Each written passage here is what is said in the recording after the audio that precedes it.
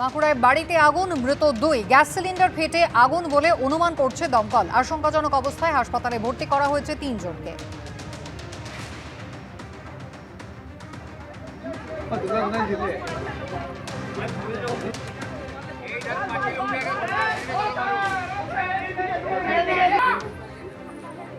দিল্লি বিধানসভা ভোটকে কেন্দ্র করে আরো স্পষ্ট হয়ে গেল ইন্ডিয়া জোটের ফাটল। দিল্লিতে এবার কংগ্রেসের বিরুদ্ধে লড়াই করছে আম আদমি পার্টি, আর কংগ্রেসের বিরুদ্ধে গিয়ে আম আদমি পার্টিকেই সমর্থন করেছে তৃণমূল থেকে সমাজবাদী পার্টি। তবে কি ইন্ডিয়া জোটে যাত্রা শেষ?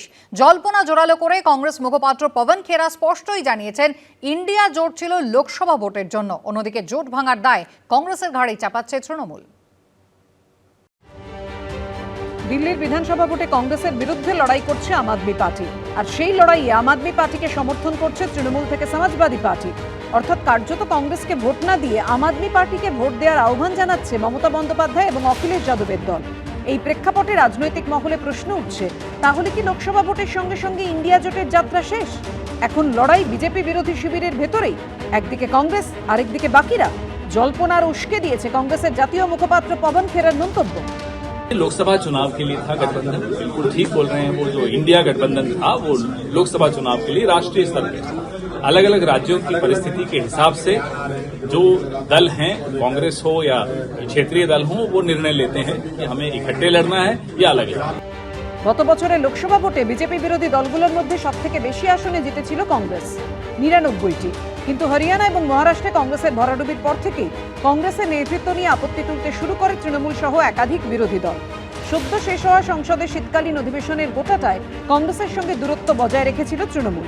সেই সঙ্গে মমতা বন্দ্যোপাধ্যায়কে ইন্ডিয়া জোটের নেত্রী করার দাবিতে সোশ্যাল মিডিয়ায় সরব হন তৃণমূল নেতা নেত্রীদের একাংশ। আম আদমি পার্টি তো সরাসরি কংগ্রেসকে ইন্ডিয়া জোট থেকে বাদ দেওয়ার দাবি তোলে। इंडिया गठबंधन के जो और भी घटक दल हैं, उनसे हम लोग मांग करेंगे कि कांग्रेस को इंडिया गठबंधन से अलग करें। দিল্লির বিধানসভা ভোটে কংগ্রেসের বিরুদ্ধে লড়াইয়ে নামা সেই আম আদমি পার্টিকে এবার সমর্থন করল তৃণমূল। বুধবার সোশ্যাল মিডিয়ায় এর জন্য তৃণমূলকে ধন্যবাদ জানান অরবিন্দ কেজরিওয়াল। এর আগে সমাজবাদী পার্টির প্রধান অখিলেশ যাদবও কেজরিওয়ালের দলকে সমর্থন করার কথা ঘোষণা করেছেন।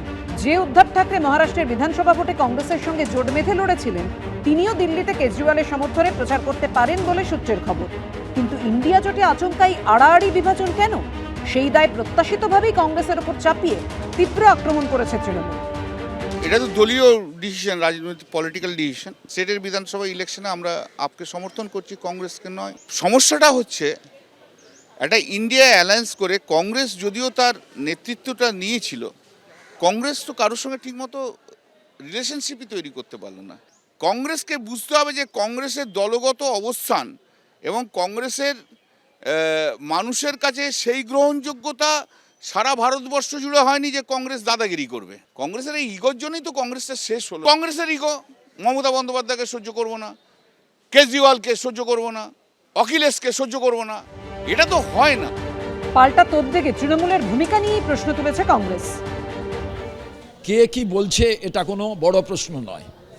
আজ ইন্ডিয়া জোট করলে তো হবে না, নিজেদের ভূমিকাটা ভাবা প্রয়োজন। প্রথম যদি ইন্ডিয়া প্ল্যাটফর্মকে কেউ না মেনে থাকে, 2024-এ 42টা আসনে প্রার্থী ঘোষণা প্রথম তৃণমূল থেকেই করা হয়, তো তারাই তো ব্রেক করেছে। সম্প্রতি মমতা বন্দ্যোপাধ্যায়কে বিরোধী জোটের নেত্রী করার পক্ষে সওয়াল করেছিলেন বিহারের নেতা লালু প্রসাদ যাদব। এবছর দিল্লির পর ভোট রয়েছে বিহারে, ফলে সেখানে সমীকরণ কি হয় সেটাও দেখার। কৃষ্ণেন্দু অধিকারী ও সৌমিত্র রায়ের রিপোর্ট, এবিপি আনন্দ।